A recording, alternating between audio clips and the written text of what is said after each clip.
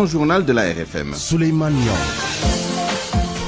Au sommaire, l'opération de sécurisation lancée par l'armée en Casamance, ouf de soulagement et satisfaction face aux avancées des militaires sur le terrain. Réaction à Ziguinchor dans ce journal. Émigration clandestine, l'Espagne rapatrie 210 Sénégalais le 24 février prochain. Les lanceurs d'alerte demandent à être associés pour sensibiliser la population. Vent fort et houle dangereuse sur toute la côte entre demain vendredi et dimanche prochain. La météo sort le drapeau rouge pour la Grande Côte, alerte jaune sur le reste du littoral. Covid-19 au Sénégal, les chiffres du jour parmi les plus élevés depuis le début de l'épidémie. 11 décès et 368 nouvelles contaminations. L'oxygène médical, produit essentiel dans la prise en charge des cas sévères ou graves de Covid-19. À suivre notre dossier sur l'importance et la chaîne d'approvisionnement de cet élément vital. Et puis, dans notre rubrique Point de vue, en fin d'édition, nous reviendrons sur la vaste opération de sécurisation lancée par l'armée en Casamance. L'option militaire est-elle la clé du règlement définitif de la crise casamançaise? Réponse avec nos deux intervenants du jour. À la mise en onde de ce journal, Aliouba.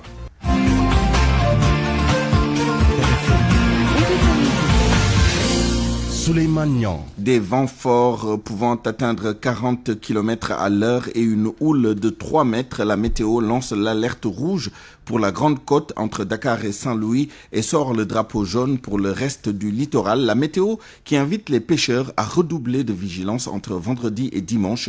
Écoutons le directeur de l'exploitation de l'Agence nationale de l'aviation civile et de la météorologie, Ousmane Diaye, joint tout à l'heure par Mohamed Ali Mouba.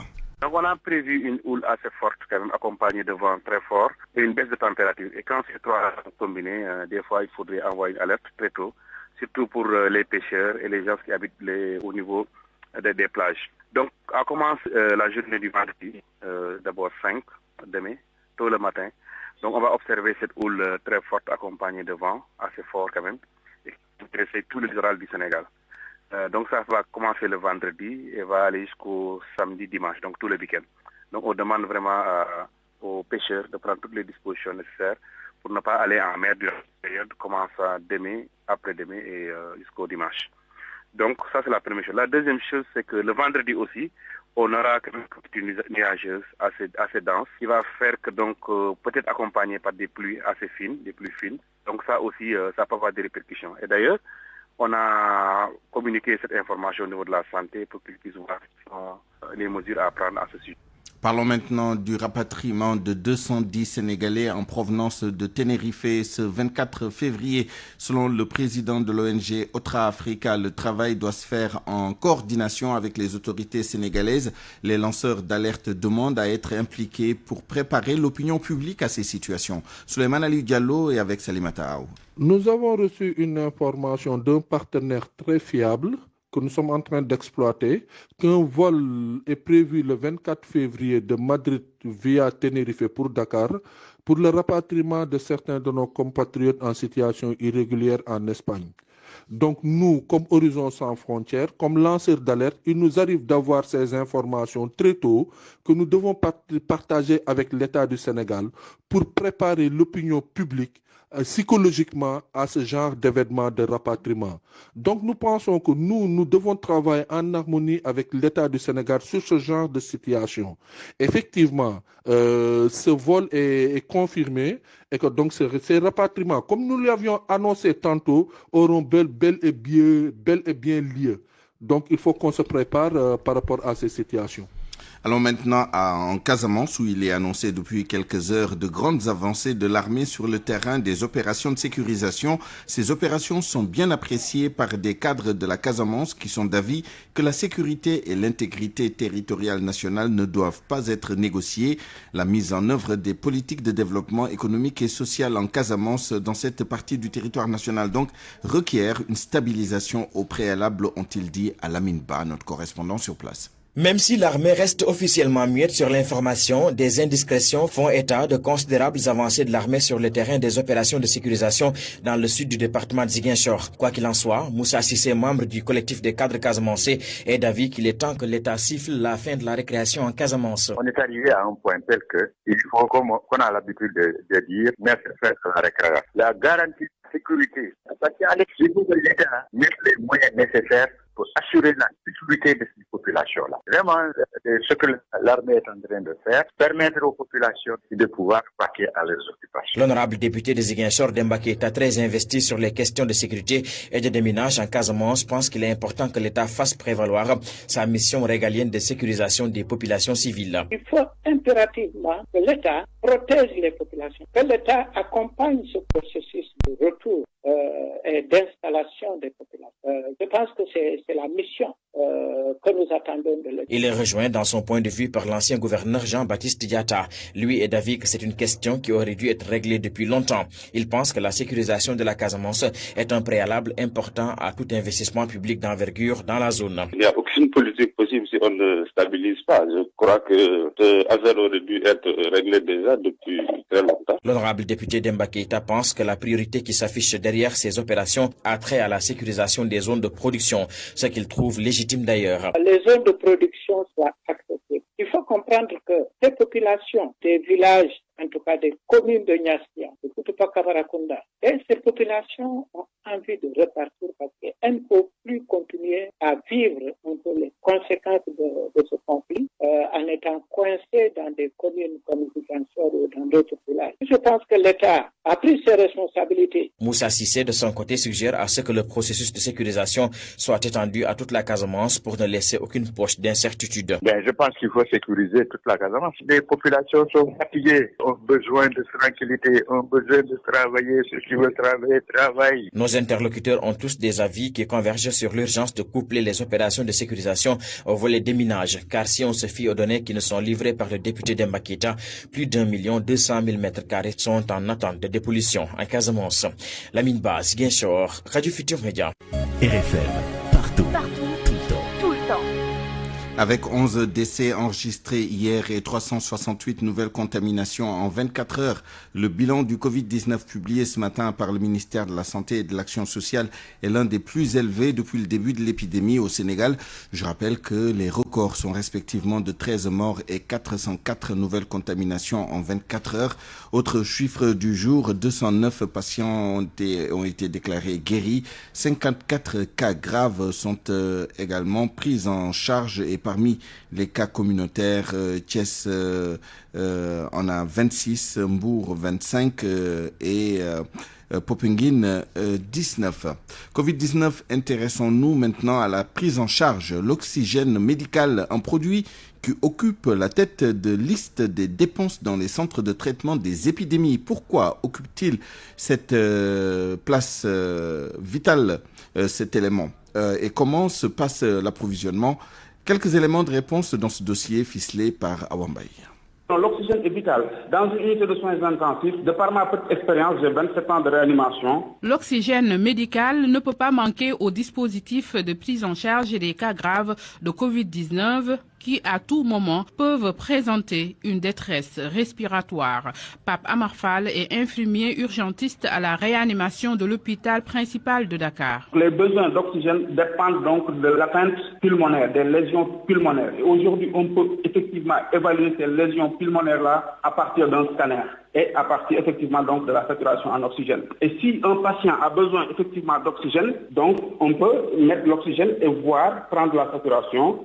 On peut commencer à partir de 2 litres, 3 litres, 4 litres jusqu'à 15 litres. Et si les besoins en oxygène du patient sont supérieurs à la capacité disponible dans les centres de traitement des épidémies, il est transféré dans les services de réanimation mieux dotés dans ce sens. Un patient Covid qui est dans un centre de traitement où il a de l'oxygène, où ses besoins sont évalués à plus de 15 litres d'oxygène, il faut le mettre dans une unité de soins intensifs. Pourquoi on le met dans une unité de soins intensifs? Parce que tout simplement, il y a un monitorage qu'on peut lui faire, qu'on ne peut pas faire dans un centre de traitement, mais également, il y a ce qu'on appelle une ventilation non invasive, voire même une intubation, qu'il ne peut avoir qu'en unité de soins intensifs. Donc c'est pourquoi on préfère, pour plus de sécurité, un patient Covid qui est en détresse respiratoire, qui a des besoins en oxygène supérieurs à 15 litres, qui soit admis dans une unité de soins intensifs. L'hôpital principal de Dakar dispose d'une centrale de production d'oxygène médical, donc il est indépendant dans ce domaine. Mais il y a d'autres structures de santé, publiques comme privées, qui doivent acheter le produit. Sahel Gaz, une entreprise spécialisée dans la vente d'oxygène médical. Par la voix de son directeur des ressources humaines, elle rassure, le produit est disponible en quantité et en qualité au Sénégal. Hassan Fall. Il y a des normes de sécurité draconiennes.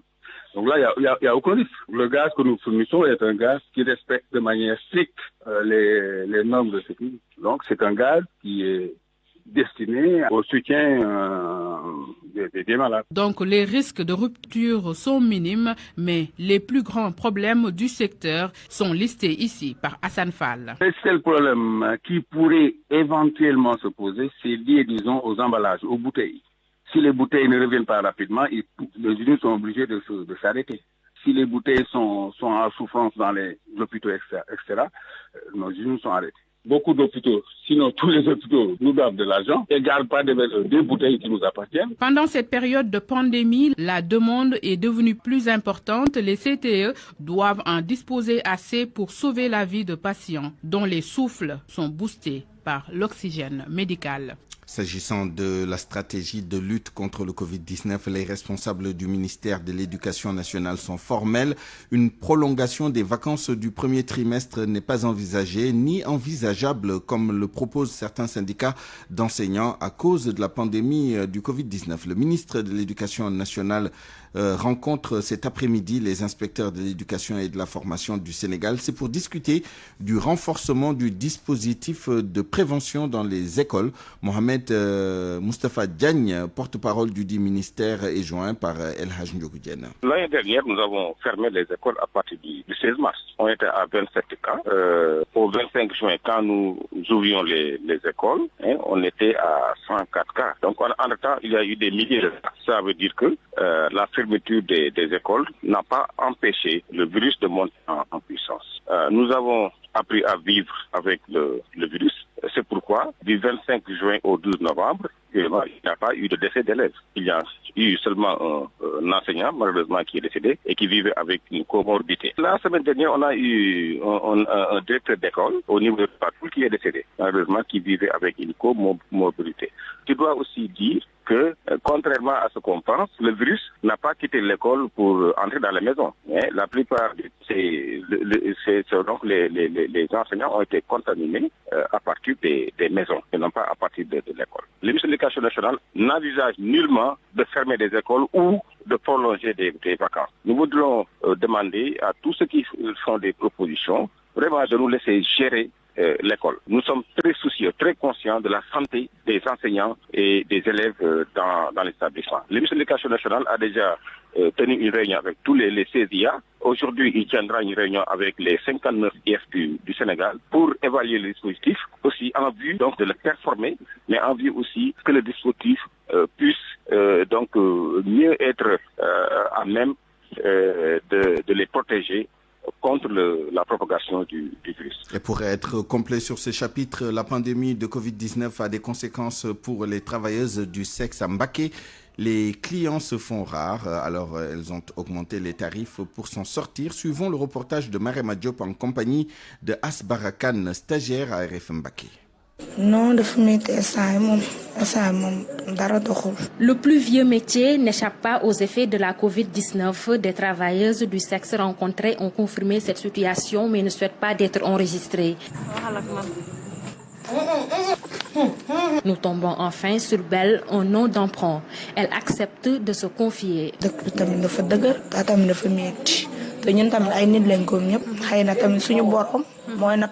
Nous l'avons rencontrée chez elle en pleine activité. Belle porte aussi la parole de ses autres collègues de travail avec qui elle partage la maison.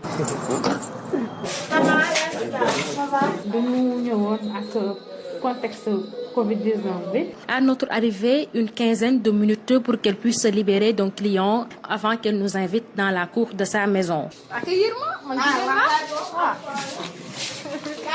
En cette période de pandémie, les mesures sanitaires sont respectées. Lave les mains avec de l'alcool gel. Le port du masque est aussi obligatoire pour le client et nous aussi. Après l'acte, on se lave les mains avec du javel. Avec autant de risques encourus, ces travailleuses du sexe ont augmenté le prix de la passe. La situation est difficile pour nous. En plus, on se dit tout le temps, et si on chope le virus chez un client? C'est pourquoi les prix ont connu une hausse. Ce sont des risques que nous prenons. Pour éviter le chômage, elles travaillent à tour de rôle. Le choix n'est plus offert aux clients. On n'a pas tout le temps de clients. Pour que chacune d'entre nous travaille, on passe à tour de rôle. Le client n'a pas de choix. Impactées par la Covid, des travailleuses du sexe de la commune de Mbacké multiplient les astuces pour continuer à exercer leur métier. RFM, fréquence de modulation 94.0, la radio en puissance. RFM midi. Il est 12h16, évoquant maintenant le rappel à Dieu d'Abdelaziz Mbaye, l'ancien directeur de cabinet du chef de l'État et ancien ministre de la Culture décédé hier. Le témoignage du secrétaire général du gouvernement, Abdoulatif Coulibaly, évoque la perte d'un grand intellectuel ouvert d'esprit. Il est au téléphone avec Georges Déthié Diop. J'ai travaillé avec lui à la présidence de la République. À l'époque, j'étais ministre, conseiller chargé des questions de gouvernance. Il avait une implication très forte dans les politiques que le président de la République a définies dès sa prise de pouvoir en 2012. Il a été son premier directeur de cabinet. Pendant quasiment plus de 8 mois, nous avons travaillé à la présidence de la République avec ce monsieur, un intellectuel, monsieur Abdelaziz Mbaye, un intellectuel assumé, totalement assumé, d'une érudition remarquable. J'allais dire même à la fois scientifique, philosophe et littéraire, extrêmement brillant. Le Sénégal a perdu un homme de valeur, un technocrate, quelqu'un de très disponible, quelqu'un également par ailleurs qui réfléchit en permanence. Je comprends très bien l'expression, la tristesse du président de la République parce que j'ai eu la chance d'avoir été à ses côtés avec Abdelaziz Mbaye, avoir travaillé sur beaucoup de dossiers. On s'est retrouvé dans le gouvernement également. Il était ministre de la Culture, un homme d'une élégance exquise, un homme de culture. N'oubliez pas qu'Abdelaziz Mbaye a été même à la tête d'une fédération mondiale sur la culture. Abdelaziz Mbaye a été un très très grand scientifique qui a organisé pour la première fois, la dernière fois au Sénégal en 1999, un forum mondial sur la science africaine. C'est lui qui était à la base quasiment. Le Sénégal perd aujourd'hui un grand monsieur, un intellectuel, un politique au sens classique du terme et dans le bon sens, je voudrais dire, un politique, un homme d'État. J'ajoute que la levée du corps est prévue à l'hôpital Fann tout à l'heure après la prière de 14h, suivie de l'inhumation au cimetière musulman de Yoff. Allons maintenant à Nioro. La ville est confrontée à un problème de morgue. Celle du centre de santé de la localité est en panne depuis plus d'1 an. Les populations demandent une réaction rapide des autorités. Reportage Sekou Diallo. La morgue du centre de santé de Nioro est tombée en panne depuis un bout de temps, une situation que les populations de Nioro ne peuvent plus supporter. El Hadj Elimandaou et Serigne Saliou Diouf en témoignent. Vers 7 heures, un passant qui allait au marché hebdomadaire m'a appelé. Il m'avait informé qu'il avait trouvé Ablaye mort dans la rue. On devrait faire une autopsie et c'était très difficile pour moi parce que je n'avais pas les moyens car Nioro ne dispose pas de morgue. C'est vraiment un problème, car on ne peut plus garder les personnes décédées plus de 24 heures. Nous sommes obligés d'utiliser de la glace ou de l'huile. La morgue de la grande mosquée de Nioro n'est pas également en bon état. La morgue se trouvant à la grande mosquée ne dispose pas de climatiseur ni de ventilateur. Les populations demandent de l'aide. Nous sommes très fatigués. Nous voulons qu'on nous aide. Certains citoyens avaient même initié une campagne de collecte de fonds pour apporter une solution à ces difficultés, mais le problème demeure toujours. À présent, la réaction de la municipalité, le processus est enclenché. D'ici 3 mois, une solution devrait être trouvée au problème. Adam Adem, le président de la commission finances de la municipalité, au micro de Sekou Diallo. La commune de Nioro était confrontée à un problème de morgue. Donc le district sanitaire, la morgue n'était pas fonctionnelle depuis plus d'1 an. Alors la mairie de Nioro a été informée très tôt, il y a au moins 1 an. Alors le maire avait pris un engagement ferme pour trouver des solutions à cette situation-là. Et le maire s'est rendu à Dakar. Nous avons pu trouver un fournisseur donc qualifié qui disposait d'attestation de services faits pour avoir fourni des morgues à certains hôpitaux de Dakar, mais aussi qui disposait d'une attestation de services après-vente, donc d'une garantie. Alors donc c'est ainsi que nous sommes engagés avec ces gens-là, avec qui nous avons signé déjà un contrat. Le contrat a été approuvé par la DCMP pour une valeur de 15 millions. Alors il demandait une avance de 35% sur le montant. En attendant, le maire a fait l'engagement pour les 35% et maintenant, sous peu, d'ici maximum 3 mois, nous attendons la livraison de la morgue. En mode politique, avant de refermer ce volet national de l'actualité, les élections locales peuvent bel et bien et techniquement se tenir en novembre prochain. C'est la conviction de Mamadou Bamba Ndiaye, le vice-président et porte-parole du Parti des libéraux et démocrates Andoussoukhali, dirigé par Omar Sarr. Toutefois, il souligne que la décision finale revient à la commission politique du dialogue national. Mamadou Bamba Ndiaye est l'invité de l'émission Yonui de ce jeudi. Voici un extrait de son entretien avec El Hadj Ndiogou Diène. Si les auditeurs tiennent les délais et qu'on choisit de faire une révision exceptionnelle des listes électorales de 3 mois, il doit être possible d'organiser les élections en novembre. Ou bien, en tout cas, dans une date proche du mois de novembre. Mais ce qui est important, c'est que cette question-là est entre les mains du comité de suivi du dialogue politique. Nous leur faisons entièrement confiance et je pense qu'au bout de nos travaux, on pourra indiquer la date la plus rapprochée possible, pour organiser ces élections. Vous parlez de novembre, une date plus proche donc que celle que propose beaucoup, à savoir que ces élections locales doivent pouvoir se tenir en décembre. Vous, au lieu de décembre, vous pensez que ça doit être beaucoup plus proche, novembre, le champ de novembre est possible. Mais tous ceux qui parlent de date sont encore dans les hypothèses. Nous sommes tous dans des hypothèses. Faisons des computations, des délais à partir du retard qu'il y a eu au niveau de la commission politique pour le démarrage des audits. Nous tous, c'est ça que nous faisons. Maintenant, moi, peut-être mes calculs m'amènent en novembre.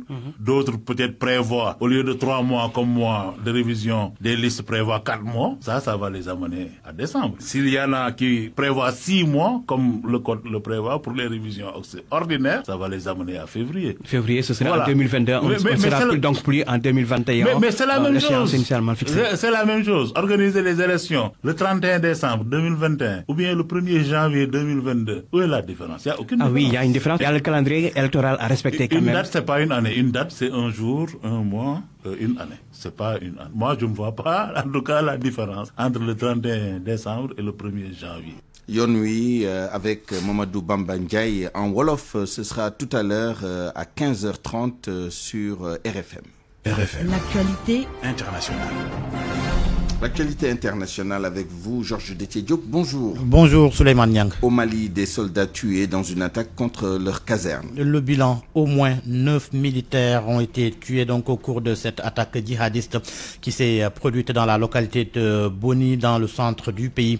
Les assaillants ont opéré avec un véhicule blindé. L'armée française est intervenue aux côtés de l'armée malienne.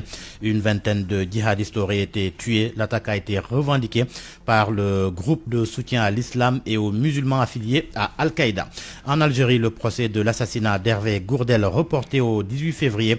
Cela du fait de l'état de santé du principal accusé. Hervé Gourdel, un guide de haute montagne, avait été décapité par des djihadistes en Algérie en 2014. Dominique Ongwen, l'un des principaux commandants de la LRA, l'armée de résistance du Seigneur, reconnu coupable de crimes de guerre. Le verdict est tombé ce matin à la Cour pénale internationale. Il a été reconnu coupable pour 61 chefs d'accusation.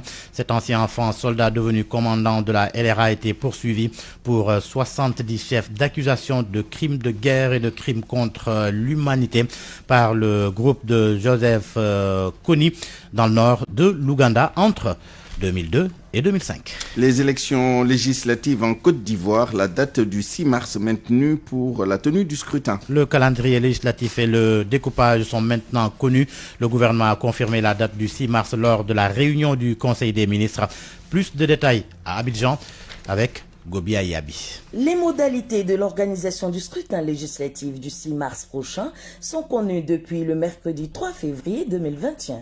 C'est en conseil de ministres présidé par le chef de l'État Alassane Ouattara qu'elles ont été dévoilées.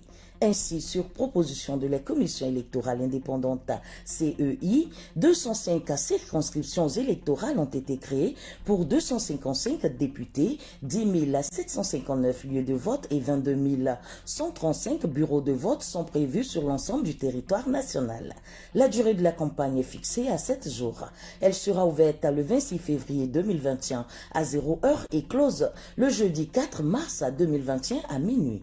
Dans le cadre de cette campagne électorale, l'égal accès aux organes officiels de presse et de production d'informations numériques ainsi qu'aux médias du service public est garanti par la Haute Autorité de la Communication Audiovisuelle ACA et le Conseil supérieur de la publicité CSP. Ces deux entités ont pour objectif de veiller à l'expression pluraliste des courants d'opinion sous la supervision de la Commission électorale indépendante. Ici Abidjan, Gobia Yabi, RFM. Au Niger, le deuxième tour de la présidentielle est prévu le 21 février prochain. En attendant, le candidat du parti au pouvoir a enregistré 2 ralliements de taille, le MNSD et MPR. Les 2 partis politiques dont les candidats sont arrivés 3e et 4e au premier tour ont appelé leurs militants à voter pour Mohamed Bazoum. Le second tour va l'opposer à l'ancien président Mahaman Ousmane. La Belgique, pour terminer, la justice a condamné ce jeudi un diplomate iranien de 49 ans à 20 ans de prison pour avoir projeté un attentat qui devait viser un rassemblement d'opposants au régime de Téhéran près de Paris. C'était en 2018. Assadollah était à l'époque en poste à l'ambassade d'Iran plutôt à Vienne. Merci Georges Détié Diop, il est 12h27. Parole aux auditeurs. L'actualité, qu'en pensez-vous? Moi, je pense que vous devez. Réagissez dans nos éditions d'information sur l'actualité. Bonjour. Du lundi au vendredi, vous avez la parole sur RFM. Dans une dizaine de minutes, nous reviendrons sur la vaste opération de sécurisation lancée par l'armée en Casamance. L'option militaire est-elle la clé du règlement définitif de la crise casamançaise? Nous tenterons de répondre à cette question avec nos 2 intervenants. J'ai nommé le colonel à la retraite Mamadou Hach, expert en gestion des situations d'urgence, et Barkaba, journaliste, analyste politique. RFM Sport. Bonjour et bienvenue à vous, Chertidiane Diagne. Merci à vous, Suleiman, et bonjour à tous. Pape Matar Sarr dans l'équipe type de la Ligue 1 au lendemain de la 21e journée du championnat de France. Oui, au lendemain donc de cette journée, et cela est dû à ses belles performances avec son club, le Football Club de Metz, et cela lui a valu donc cette distinction. Âgé seulement de 18 ans, de jeune milieu de terrain, transfuge de Génération Foot, titularisé 2 fois de suite, s'est singularisé avec un but à chaque rencontre, ce qui ne surprend en tout cas guère Madi Touré, son ancien président dans son club formateur Génération Foot. Nous l'avons joint ce matin. Ça ne surprend personne parce que si on regarde le parcours de Pape Matar Sarr, ça a été un parcours jusqu'à maintenant positif par ses qualités qu'on connaît de lui. Déjà quand il est arrivé à GF à bas âge, il était déjà dans l'équipe première. Bon, après maintenant avec les sélections en équipe cadette, lui a pas permis donc de continuer sa marche de progression. Après, il a eu un temps d'arrêt par sa blessure. En tout cas, pour vous dire aujourd'hui, c'est un garçon prometteur, mais donc nous devons aussi le protéger, qu'il soit pas sitôt devant les projecteurs, mais tout le monde le dédie de grande qualité, et puis tout le monde sait que Pape Matar Sarr, c'est un avenir sûr du football sénégalais. Chertidiane, vous nous parlez maintenant de ce choc attendu ce soir en Angleterre. Il s'agit de match devant mettre prise les Spurs de Tottenham à Chelsea d'Edouard Mendy. Ces 2 formations ont pour ambition d'intégrer le Big Five, c'est-à-dire les 5 équipes qui dominent actuellement le championnat. Les 2 clubs ont le même nombre de points, 33 points chacun au classement. Premier, Manchester City, 47 points. Deuxième, Manchester United, 44 points. 42 points pour Leicester qui occupe la 3e place au classement. Et puis Liverpool est à la 4e place après avoir concédé une défaite était improbable hier face à la formation de Brighton. Liverpool donc qui occupe la 4e place avec 40 points. Et puis Suleiman, nous allons terminer avec le joueur camerounais Yannick Ndiaye qui a été exclu ce matin pour indiscipline caractérisée à l'issue de la demi-finale perdue hier contre le Maroc à Limbé 4-0. Il a quitté le groupe sur la demande de l'entraîneur Martin Tungoupilé, passablement irrité au moment de son remplacement à la 51e minute exactement du match face aux Marocains. L'ancien buteur de l'Espérance de Tunis a perdu ses nerfs et a eu un léger accrochage avec le sélectionneur adjoint David Pogou. Vous êtes tous des cons et des nuls, aurait notamment lancé l'attaquant, rapporte un média camerounais. À noter que la finale du championnat d'Afrique des Nations qui se déroule présentement au Cameroun se joue dimanche prochain entre le Maroc, tenant du titre, et le Mali. Merci, cher Tidiane Diagne, 12h30. La presse de ce jeudi 4 février 2021, lue et commentée par Georges Détié-Diop. L'initiative COVAX est le vaccin contre le Covid-19, le quota du Sénégal connu. Selon le quotidien, notre pays devrait recevoir 1,3 million de doses d'AstraZeneca d'ici le début du mois de mars. Mais le confrère souligne qu'on est loin du compte si l'on sait qu'il faut au Sénégal plusieurs millions de doses pour vacciner l'ensemble de sa population. Il faut savoir que les cibles prioritaires pour le vaccin constituent au moins 3 millions d'individus sur une population totale en 2021 de 17 223 497. En raison de 2 doses pour chaque cible, le nombre de doses financées par Gavi est de 8 525 631, alors que celles qui doivent couvrir les 80% restants de la population sont de 38 365 340. Énorme, s'exclame le quotidien qui souligne qu'en attendant les journées de vaccination, la situation pandémique ne s'améliore pas. Hier, le Sénégal a enregistré 7 nouveaux décès et 285 nouvelles contaminations. 60 cas graves, un record si l'on se fie à Vox Populi. Pendant ce temps, l'observateur s'arrête sur le fait que les autorités sanitaires sont invisibles par ces temps qui courent. Une situation inquiétante aux yeux de mon confrère. Considérés comme les figures de proue de la lutte contre la pandémie et au devant de la scène depuis le début, ils se sont effacés d'un coup, suscitant moult interrogations.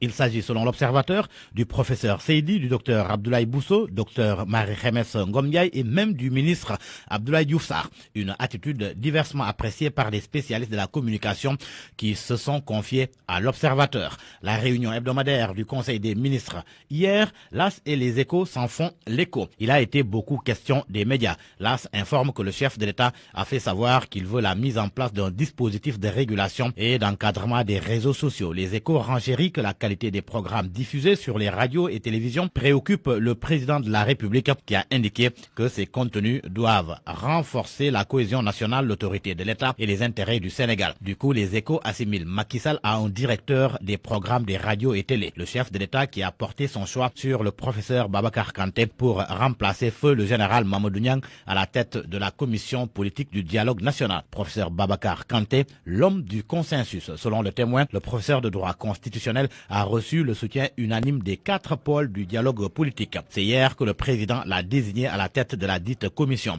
Macky Sall, que Maître Moussa Diop accuse d'être derrière le dossier Dakar Demdik. Selon Tribune, Maître Moussa Diop défie le chef de l'État qu'il pointe du doigt. À cet effet d'ailleurs, il dit avoir servi une citation directe à son successeur, Omar Boun Khattab Silla. Dakar Demdik, la société fait parler d'elle ces derniers temps. Mais ce n'est pas que la société de transport qui alimente les débats. Walf Quotidien ajoute à la liste la Sénélec, le Coude, la Poste, secouée aussi par des batailles par presse interposées. Ces sociétés publiques, selon Walf, gérées par des hommes politiques, sombrent dans des accusations entre actuels directeurs généraux et leurs prédécesseurs. Et ces déballages sur fond de milliards agacent les citoyens occupés par les ravages du Covid-19. Et l'on atterrit avec Source A à l'aéroport de Dias. Le journal renseigne que le directeur de l'AIBD est actuellement sur 2 fronts. D'un côté, Doudouka doit faire face à l'IMAC, AIBD Soumac, qui ne veut pas entendre parler d'une cogestion du guichet unique. De l'autre, il est confronté à la réticence de certains qui voient d'un mauvais œil le fait que l'État veuille acquérir tous les aéroports du Sénégal pour les vendre ensuite à AIBD SA. Cependant, malgré la forte résistance qu'il a trouvée sur son chemin, Doudouka entend arracher le guichet unique des mains du gestionnaire turc et va même jusqu'à accuser l'AS de détournement de deniers publics. Ce dossier à lire dans Enquête, un dossier sur la hausse du prix de l'aliment de bétail et de volaille. Depuis le 1er février, les industriels ont augmenté de 10% le prix du sac de l'aliment de bétail et de volaille. Une augmentation qui, si l'on se fie à enquête, n'est pas du goût des éleveurs qui jugent la décision inopportune en cette période de crise sanitaire qui a plombé toutes les activités économiques. Retour sur l'incendie mortel de Denver aux États-Unis. On en sait un peu plus. Vox Populi se fonde sur les éléments de l'enquête et parle d'une erreur sur la maison à brûler qui a été fatale à la famille Diol. Libération livre la même info et fait savoir que les jeunes trafiquants de drogue qui ont tué 5 membres de la famille Diol ont incendié la mauvaise maison. Ils se sont rendus compte de leur erreur le lendemain. Selon Libération, Kevin Bui et ses 2 complices voulaient se venger d'une autre bande après un deal qui a mal tourné. Un coup d'œil à nouveau sur la page de titre de Vox Populi, pour le moins macabre ce matin. Aux Parcelles Assainies, un bébé jeté dans les ordures. Un corps retrouvé dans une chambre à l'unité 26 en état de putréfaction. À Rufisque, un couple retrouvé mort dans son appartement. À vos kiosques et bonne lecture.